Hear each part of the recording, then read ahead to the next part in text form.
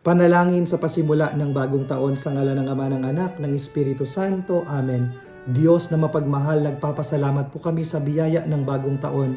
Nawa Panginoon, sa pagpasok ng taon na ito, kayo po ang manguna sa aming mga buhay. Kayo po ang gumabay sa amin sa buong taon na ito. Ingatan niyo po kami, Panginoon, upang kami ay hindi maligaw ng landas.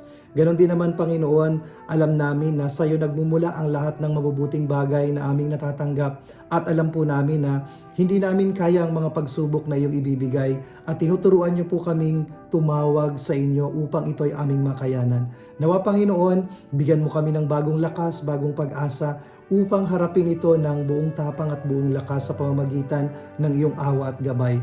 Tulungan niyo po, Panginoon, ang aming pamilya, ang aming trabaho, ang aming mga kaibigan. Gabayan niyo po kami sa araw-araw upang kami ay patuloy na makapaglingkod sa iyo. Ganon din naman, Panginoon, hinihiling namin na pagalingin ninyo ang mga taong may karamdaman, ang mga taong humihingi ng tulong at lakas mula sa inyo, ang mga pamilya na nagkakawatak-watak.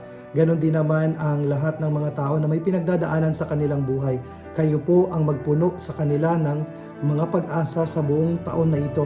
Ito ay hinihiling namin sa pangalan ni Kristo na aming Panginoon, ngayon at magpa sa walang hanggan. Amen. Sumainyo ang Panginoon at pagpalain kayo ng makapangyarihang Diyos Ama, Anak at Espiritu Santo. Amen.